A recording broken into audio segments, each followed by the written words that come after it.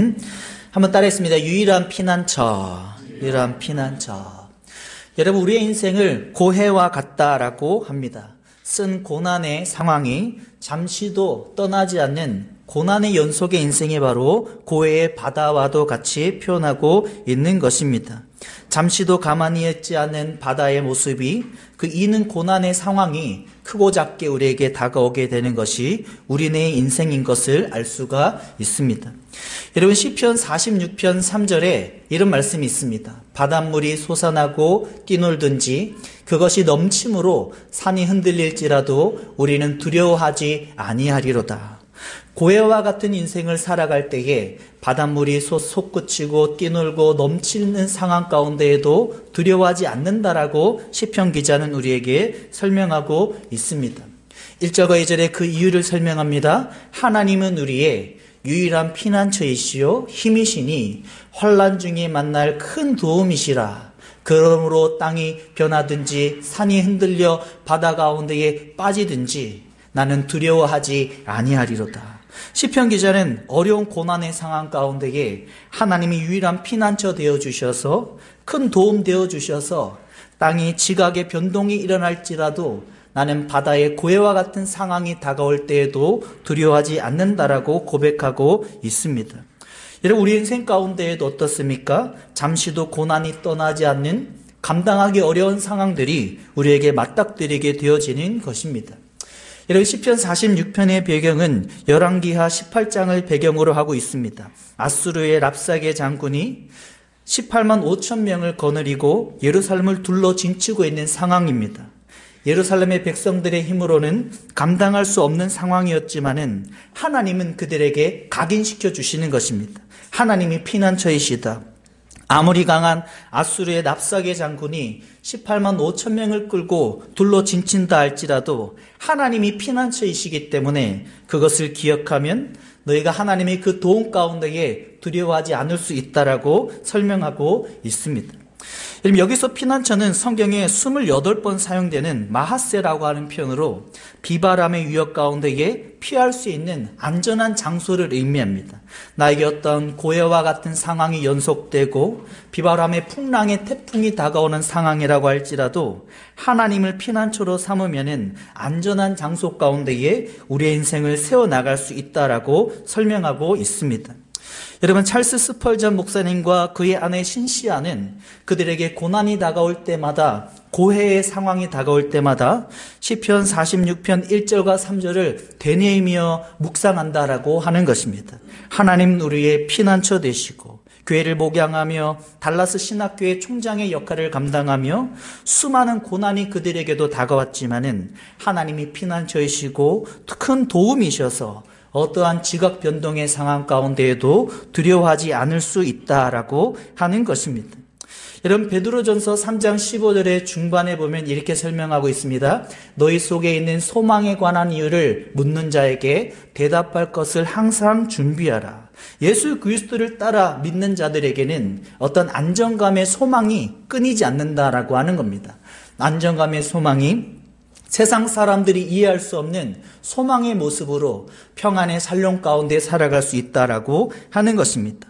대답할 것을 준비하라라고 하는 이 표현이 아폴로지아라고 하는 표현인데 하나님의 평강이 피난처 가운데에 주어지게 되는 것을 항상 예수 그리스도의 소망을 말할 준비를 하라라고 하는 것입니다.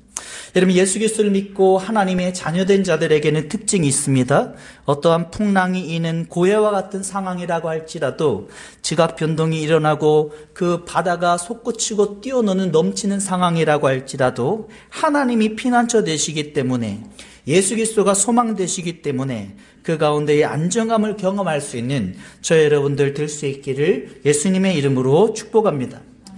여러분, 사도 바울이 지금까지 1차 전도여행, 2차, 3차 전도여행을 지나가고 있습니다. 약 21,500여 킬로미터를 전도여행하면서 사도 바울에게 수많은 고해와 같은 고난의 상황이 다가오게 되었습니다. 고린도서 11장 24절에서 27절의 내용을 보면은 40의 감암매를 5번이나 맞았고 3번 태장에 맞고 1번 거반 돌에 맞아 죽을 위험에 놓였고 3번이나 파선을 당하는 강도의 위험과 강의 위험과 동족의 위협 가운데에 사도 바울은 그야말로 고해와 같은 지각 변동이 일어나는 상황을 계속해서 경험하게 되었습니다. 하지만 사도 바울에게는 이해할 수 없는 하나님의 샬롬이 경험되게 되었고 그 가운데 하나님의 사람으로서 온전한 인생을 살아갈 수가 있었습니다. 저 여러분들의 인생 가운데에도 고난의 연속입니다. 하루도 잠잠하지 않는 고해의 인생을 살아가고 있습니다. 하나님께서 오늘 말씀을 통해서 그러한 동일한 사도 바울과 같은 고해와 같은 인생을 살아갈 때에 하나님으로부터 피난처를 경험하고 안정감을 경험하라라고 오늘 말씀을 통해서 우리에게 설명해 주고 있습니다. 갈라디아서 6장 11절의 말씀을 보면 사도 바울이 이렇게 기록하고 있습니다. 내 손으로 너에게 이렇게 큰 글자로 쓴 것을 보라. 사도 바울이 49세 되었을 때에 갈라디아서를 기록하였는데 50세도 되지 않는 사도 바울이 큰 글씨로 편지를 쓸 수밖에 없었다라고 하는 것입니다. 시력이 나빴을 수도 있습니다. 심한 편두통을 경험했을 수도 있습니다. 또 어떤 학자는 심한 장애 가운데에 큰 글씨로 쓸 수밖에 없는 고문의 흔적이 사도 바울에게 갈라디아서 6장 11절 이하의 큰 글씨로 쓸 수밖에 없는 상황이다라고 하는 것입니다. 여러분 아마 사실주의 화가가 사도 바울의 그림을 그린다면 말끔하게 그릴 수 없을 것입니다. 사실주의 화가가 사도 바울의 인생을 그대로 리얼하게 그린다면 뭔가 상처투성이로 가득한 그림으로 그릴 수밖에 없을 것입니다. 갈라디아서 6장 17절에 예수 그리스도의 흔적을 가졌다라고 하는 표현을 사도 바울은 스티그마타라고 하는 표현을 사용하며 찔린 자국과 찢어진 자국이 사도 바울의 육체에도 여전히 남아있음을 설명하고 있는 것을 알 수가 있습니다. 사실주의 화가가 사도 바울을 성경 그대로 그림을 그린다면 말끔한 그림이 아니라 매우 상처투성이 멍든 자국 그대로 남아있는 모습으로 그릴 수밖에 없을 것입니다. 여러분 1863년도에 미국에서 흑인 노예가 도망갔다가 잡혀서 채찍에 맞아서 상처가 아문 자국이 이와 같은 사진의 이미지입니다. 여러분 아마 사도 바울은 예수 그리스도의 흔적을 가졌다라고 하는 잘린 자국과 찢어진 자국이라고 하는 스티그마타라고 하는 단어를 사용하면서 그 육체 가운데에도 여전히 고난의 고통의 흔적이 남아있음을 알 수가 있습니다. 이러한 상황 가운데에 사도 바울은 한번 따라하겠습니다. 평안을 잊지 않았다. 평안을 잊지 않고 두려움 가운데에 자신의 인생이 초조한 가운데에 불안한 가운데에 흔들리는 상황이 없게 되었다라고 하는 것입니다. 여러분 우리 성도님들 가운데에 요 근래의 일들 때문에 나에게 눈에 보이는 상황 때문에 두려운 성도님들이 계십니까? 초조하고 불안한 성도님들이 계십니까? 오늘 말씀을 통해서 사도 바울이 큰 글씨로 쓸 수밖에 없고 예수 그리스도의 스티그마타 찔린 자국과 찢어진 자국이 여전히 남아있는 인생을 살았지만 그는 평안했고 그는 하나님 앞에 두려움 없는 삶을 살았는지 말씀 가운데 붙들 수 있기를 예수님의 이름으로 축복합니다. 사도 바울은 사도행전 19장 21절에 이렇게 기록하고 있습니다. 이 일이 있은 후에 바울이 마게도냐와 아가야를 거쳐서 예루살렘으로 가기로 작정하여 이르되 내가 거기 갔다가 후에 로마도 보아야 하리라. 사도 바울이 이제 마게도냐와 아가야와 예루살렘을 지나가게 되고 더 나아가서 로마도 보아야 될 것을 하나님 앞에 소원하게 되었다라고 하는 것입니다. 여러분 사도 바울은 수없는 고해의 고난의 시간을 경험했지만 그가 전혀 흔들림 없이 두려움 없이 초조함과 불안 없이 살아갈 수 있었던 것은 한번 따라했습니다. 하나님과의 관계. 하나님과의 관계가 온전함으로 말미암아 그의 내면 가운데에 하나님의 소원함이 일어나게 되었다라고 하는 것입니다. 여러분 우리가 하나님과의 관계에 예배에 왜 힘을 써야 되는 것입니까? 기도와 찬양에 왜 전력해야 되는 것입니까? 사도 바울에게 고난의 인생이었지만 그에게 로마도 보아야 하리라고 하는 소원의 항구를 경험하게 해주셨듯이 우리 인생 가운데도 예배를 통해서 기도라고 하는 찬양을 통해서 하나님의 소원함에 하나님의 응답에 인생의 발걸음을 경험할 수 있는 저 여러분들 될 수 있기를 소망합니다.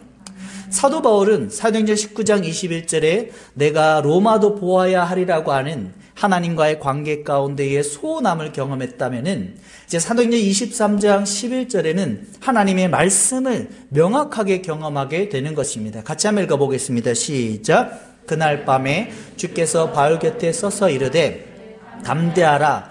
내가 예루살렘에서 나의 일을 증언할 것 같이 로마에서도 증언하여 하리라.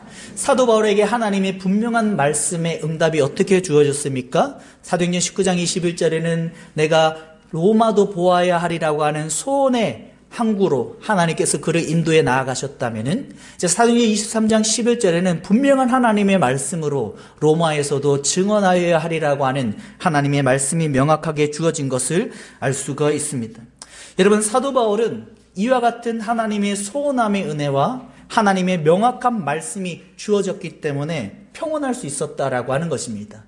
내가 벨릭스와 또 베스도와 아그리빠 왕 앞에 서고 고난의 신문에 고문을 당하는 상황이라고 할지라도 그에게는 하나님의 인도하심이 로마까지 말씀하심을 붙들었던 인생인 것을 알 수가 있습니다. 여러분들에게 어떤 하나님의 말씀이 과거에 주어졌습니까? 언제 하나님의 말씀이 분명하게 경험되었습니까? 그 말씀을 끝까지 붙들 수 있기를 바랍니다. 나의 상황이 경랑의 파도가 일어난다라 할지라도 조금도 잠잠하지 않는 고의 인생의 연속을 살아간다 할지라도 하나님의 말씀이 주어졌다면 로마도 보아야 하리라, 로마에서도 증언하여야 하리라고 하는 하나님의 말씀이 주어졌다면 그 말씀을 붙들고 하나님의 피난처와 하나님의 큰 도움을 경험할 수 있는 저 여러분들 될 수 있기를 예수님의 이름으로 축복합니다. 여러분, 사도 바울이 벨릭스 총독 앞에서 자신을 변론하고 있습니다. 자신을 매우 당당하게 불안함 없이 사도 바울이 자신의 인생에 대해서 매우 당당하게 평온한 모습으로 증언하고 있는 모습입니다. 사도행전 23장 12절과 13절에 그런 사도 바울에게 어떠한 위협이 다가왔다고 설명합니까? 내가 사도 바울을 죽이기 전에는 먹지도 마시지도 않겠다라고 하는 자가, 동맹한 자가 몇 명이라고요? 40여 명이나 되었다라고 하는 것입니다. 여러분, 우리가 인생을 살아가다 보면은 단 한 사람만 나에 대해서 비방하고 지속적으로 어렵게도 마음을 가다듬기가 어려운데 사도 바울은 무려 40명이나 사도 바울을 죽이지 않으면 먹지도 마시지도 않는 자가 되었다라고 하는 것입니다.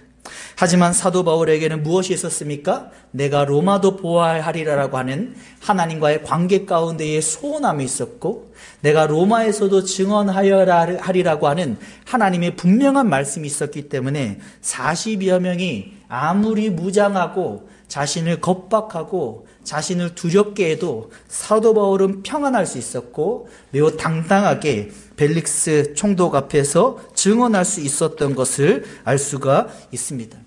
하나님께서 사도 바울의 조카 청년을 통해서 40여 명이 생명의 위협을 가한다라고 하는 것을 깨닫게 해주셨고 천부장이 그 사실을 알고 사도행전 23장 23절에 어떠한 대처를 해줍니까? 같이 한번 읽어보겠습니다. 시작. 백부장 둘을 불러 이르되 밤 제3시에 가이사라까지 갈 보병 200명과 기병 70명과 창병 200명을 준비하라 하고 사도 바울을 죽이려고 하는 자가 40명이었다면은 이제 사도 바울을 보디가드 하는 자가 몇 명이라고 설명합니까? 무려 472명이나 되게 되었다라고 하는 것입니다.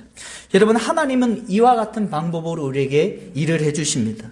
어떤 상황에 따라서 우리에게 두려움 가운데 일하시는 분이 아니라 하나님의 말씀이 주어졌다면은 로마에도 보아야 하리라, 내가 로마에서도 증언하여야 하리라고 하는 소원함과 하나님의 말씀이 주어졌다면은 하나님께서는 그 말씀대로 우리의 인생을 이끌어 나아가시는 분이심을 말씀 가운데 믿을 수 있기를 예수님의 이름으로 축복합니다.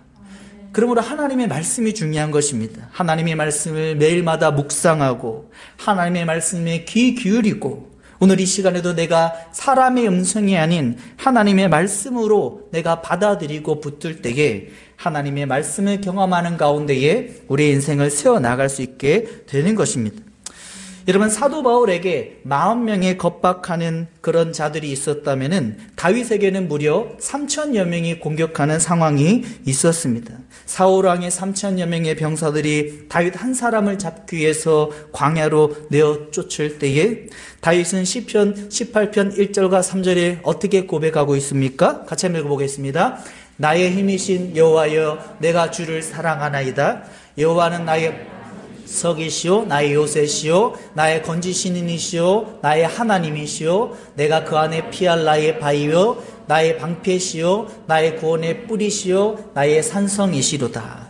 다윗은 3,000명이 나를 에워 진친다 할지라도 내가 하나님 앞에 안전하리로다. 하나님이 나의 힘이 되시기 때문에, 하나님이 나의 반석과 요새이시고 피할 바위이시고 구원의 뿌리시고 산성이시기 때문에 그렇습니다. 여러분, 다윗의 관점이 중요합니다. 반석을 바라볼 때에도, 주변에 있는 산성과 요새를 바라볼 때에도 어디로 연결했습니까? 하나님으로 연결했다라고 하는 겁니다. 다윗은 자신을 두렵게 만드는 3천여 명에게, 또 사울 왕에게 시선을 빼앗기지 않았습니다. 다윗은 주변에 있는 하나하나의 물건들을 바라보면서도 하나님과 시선을 연결하고 믿음 가운데 반응함으로 말미암아 하나님이 말씀하시는 예루살렘의 왕으로서의 인생을 살아가게 되었던 것을 알 수가 있습니다. 그러므로 나에게 주어진 어떤 상황 가운데에 시선을 빼앗기지 않을 수 있기를 소망합니다. 하나의 돌멩이를 보면서도 하나님과 연결하는 것입니다. 하나의 요새와 산성을 바라보며 자기가 들고 있는 방패를 바라보면서도 하나님과 연결하고 하나님의 그 피난처와 하나님의 힘과 연결함으로 말미암아 하나님의 구원하심과 하나님의 말씀대로 세워지는 저 여러분들의 인생 될 수 있기를 예수님의 이름으로 축복합니다. 사도 바울이 로마도 보아야 하리라, 로마에서도 증언하여야 하리라고 하는 하나님의 말씀 가운데에 그의 인생을 세워나갔다면, 다윗도 내가 이스라엘의 왕으로 기름 부음 받았다라고 하는 그 말씀 가운데에 어떤 상황의 유불리가 아니라, 어떤 고해의 상황의 크고 작음의 고난의 위협의 상황이 아니라 그 하나님의 말씀 가운데 인생을 계속해서 우직하게 뚝심 있게 견디면서 살아가는 모습을 보게 되는 것입니다. 여러분, 하나님의 사람은 뚝심이 있어야 됩니다. 견딜 줄 알아야 됩니다.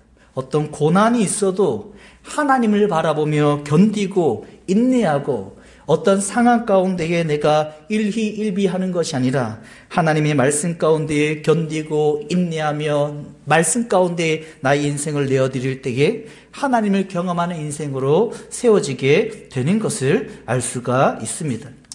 여러분, 1517년에 마틴 루터가 종교개혁을 일으킬 때에 그 로마서 1장 17절의 말씀을 주의하며 오직 의인은 믿음으로 말미암아 살리라라고 하는 말씀의 모토를 붙들었습니다. 하지만 말씀을 준비하면서 마틴 루터가 붙들었던 그의 인생의 고난 가운데 붙들었던 말씀도 시편 46편 1절과 3절인 것을 알았습니다. 마틴 루터는 로마 가톨릭의 프란치스코 교황 가운데의 생명의 위협을 받을 때도, 수많은 겁박을 받을 때에도 마틴 루터는 시편 46편 1절과 3절의 말씀을 곱씹으며 피난처 되시는 도움이신 하나님을 붙들며 승리할 수 있었던 것을 알 수가 있습니다. 같이 한번 읽어보겠습니다. 시작. 하나님은 우리의 피난처시오 힘이시니 환난 중에 만날 큰 도움이시라.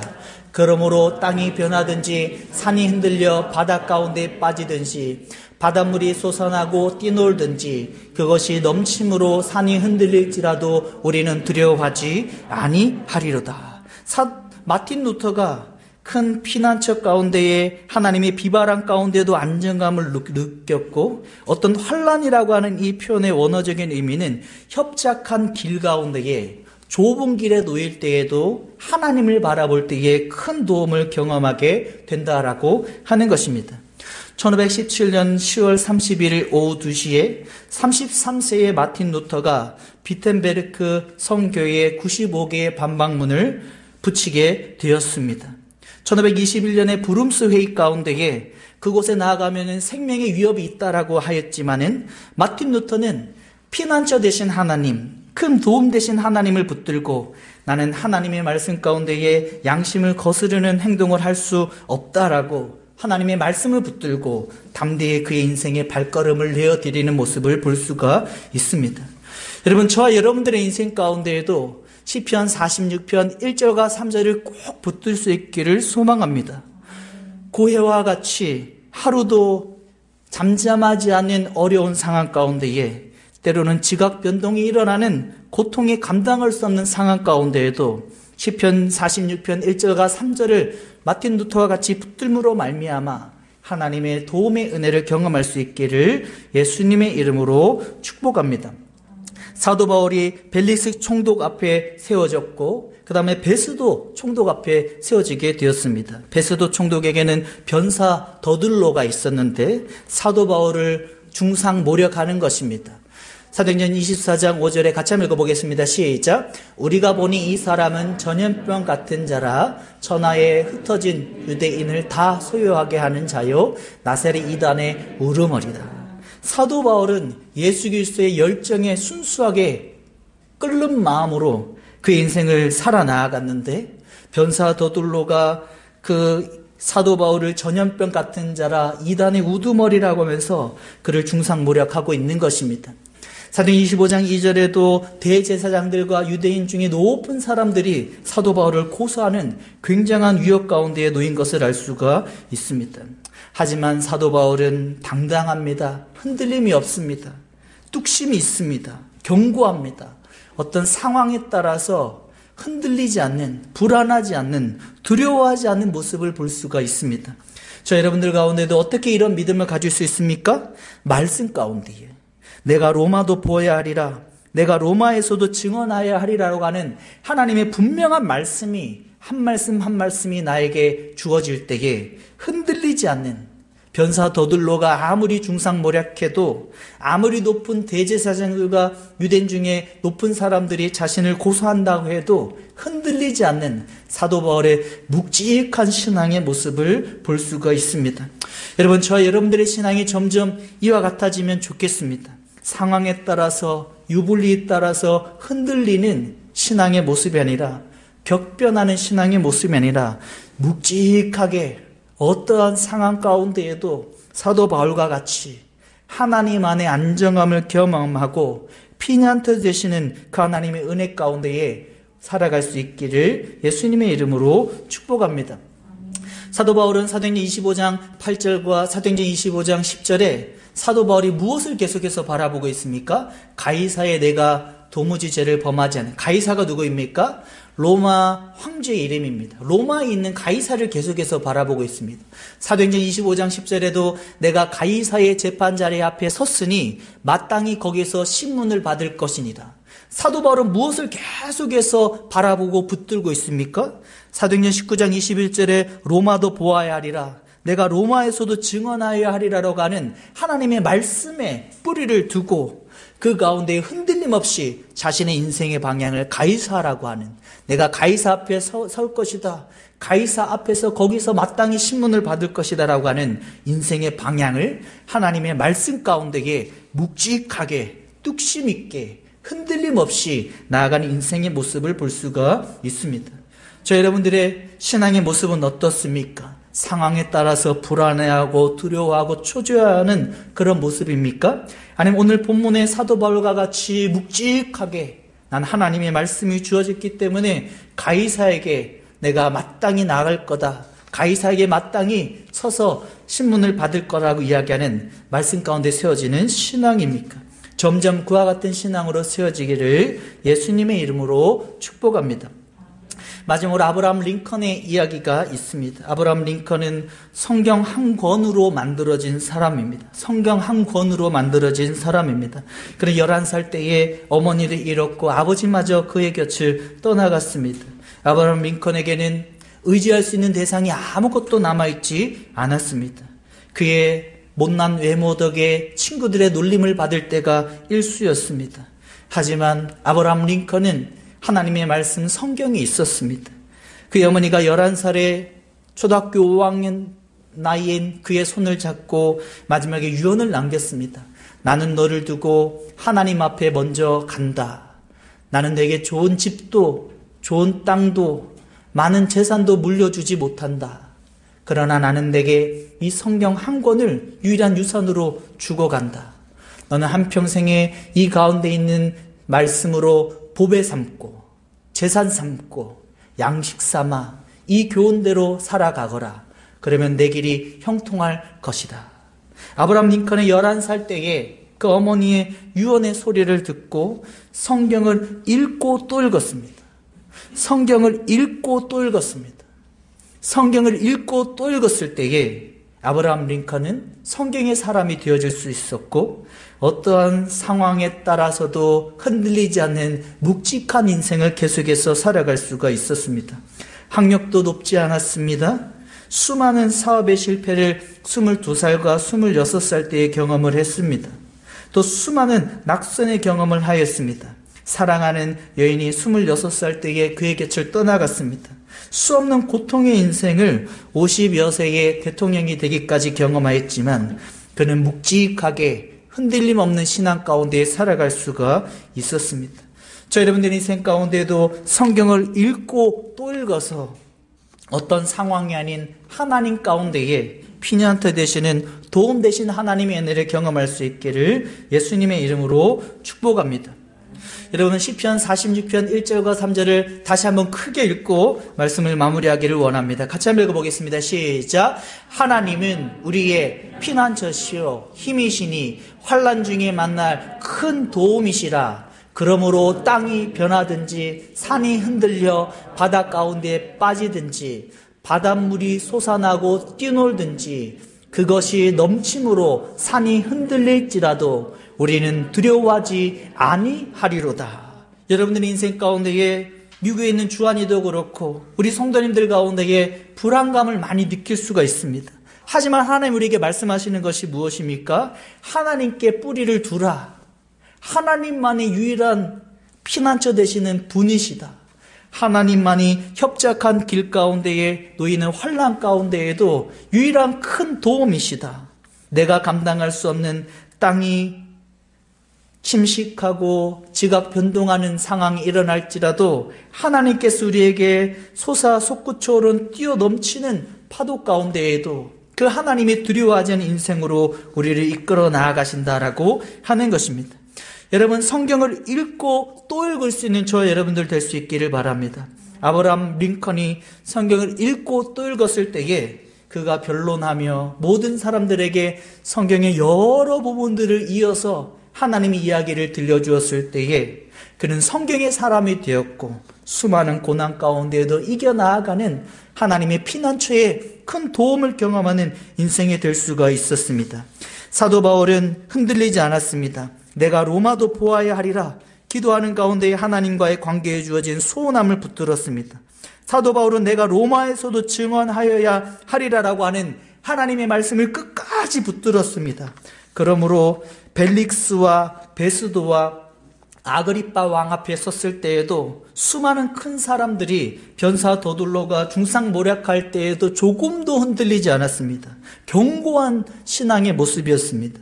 저 여러분들의 신앙 가운데에도 그 하나님을 붙들므로 말미암아 견고하게 조금도 흔들림 없는 하나님의 사람으로 승리할 수 있는 저 여러분들 될 수 있기를 예수님의 이름으로 축복합니다.